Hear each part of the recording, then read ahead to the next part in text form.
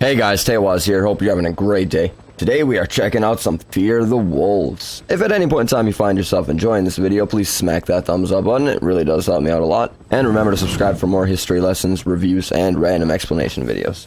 So like I said, today I want to talk to you guys about Fear the Wolves. First thing I want to say is that this is not sponsored in any way, shape, or form. I don't know these guys. They don't know me. So I just got a hold of the beta key just like anybody else did. I applied for it and I got one. So I checked it out, and this is what we've got so far. So in Fear the Wolves, the map is supposed to represent a radiation-ravaged Chernobyl spread across a 25 square kilometer map. Which it does do. It does do that pretty good. It does feel very eerie and creepy. The vibe of the environment reminds me of Fallout and other similar nuclear radiated games, you know. The cinematic sounds are a nice touch, especially when you're creeping up on a compound, uncertain if anyone is there, and you're completely unarmed, except for a helmet, because I found them everywhere. I found tons and tons of helmets. Right now, there's only the one game mode, the Battle Royale, which you can play solo or squads. However, there is another game mode in the works that promises to bring an exciting twist to the genre, which pretty much all games say, don't they? I think all games say that. In the Battle Royale game mode, players not only have to worry about the other survivors, there are also wolves, radiation, mutants, anomalies, and some other dangerous stuff. During a game, there is a dynamically changing weather system that is voted on by the players and spectators not only in the game, but also through streaming platforms, similar to what the Darwin Project did. As the game goes on and time goes by, day will eventually become night, making survival that much harder. Instead of the rings that represent the zones like you're used to seeing in Battle Royale games, Fear the Wolves uses a radiation, which is represented in red on the maps as their zones. Another different and interesting thing is that the radiation zones can be survived with proper equipment like high-level hazmat suits. If the zones can be survived, how do you win without playing for 20 hours to find the other person who's also in a hazmat suit? Well, once it gets dark, eventually an extraction point gets marked on the map, and it's a mad dash to the helicopter. First one extracted wins. You can either choose to sit and wait for people to try to board the helicopter and then take them out yourself, or you can risk it and run for that rope and try to extract yourself first. The game boasts that it has a 20 plus weapons with dozens of attachments, including melee weapons. However, I only ran across one axe and a ton of pistols. Oh, and helmets. Yeah, the game should be named Fear the Helmet, because I saw so many more helmets than I saw wolves. The weapon customization is very similar to that of PUBG. There are extended mags, quick draw mags, and even a few scopes. Currently, it's nothing groundbreaking or impressive. The weapons have the ability to change fire modes, which is nice, for those longer shots. Also, I did find a few silencers, so being stealthy is also an option.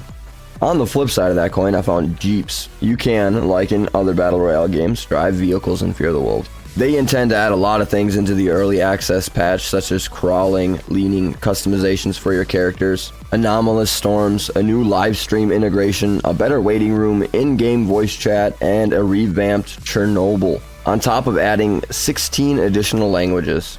So yesterday, I had strongly urged them to reconsider introducing this into early access. There were so many problems that needed to be addressed before they can go into early access. I really like the idea of this game. It was a cool game. I played it. It seemed pretty fun. The vibe was awesome. It had a real spooky feel that I like. But I think if it goes into early access right now, it will get downvoted into oblivion before the game has had a chance to flourish, before the devs have even had a chance to show us what they can really do with the game and what their vision for this game is. So they decided not to go into early access. So all day Monday I played this game, and I strongly urged them after playing it not to go into early access. For a $20 game, when there are free-to-play games like Iron Sight and Fortnite, I think Fear the Wolves would be dead on arrival if it went into early access. So I think they decided not to go into early access because enough people voiced their opinions and said that it would just be a terrible idea for the game to go into early access. Some of the biggest things that need work are the sounds, specifically the footsteps. Most of the time you can't tell if they're your footsteps or someone else's footsteps from 20 feet away, or what's going on. You just can't tell. They sound like footsteps, but you can never tell if they're from behind the fence or if they're from behind you or if they're your own footsteps. Obviously the texturing looks pretty bad, and a lot of the time the rendering objects was an issue with only half of the stuff rendering in it. For example, the wolves, you'd see the wolves walking, but they wouldn't have a body. It would just be like a head and a couple of legs. Item distribution was also a big problem. Most of the weapons I found were pistols. I saw shotgun shells, but I never actually found a shotgun to use. While I was playing, there were ridiculous frame drops, all the way down to 7 frames per second. Countless bugs. One, I tried to jump over a balcony railing and got stuck on the railing till someone came along and killed me.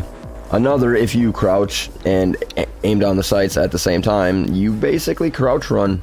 It was for reasons like this and many, many more that I highly recommended they push back the early access date to at least a couple weeks to get some of the bigger issues worked out.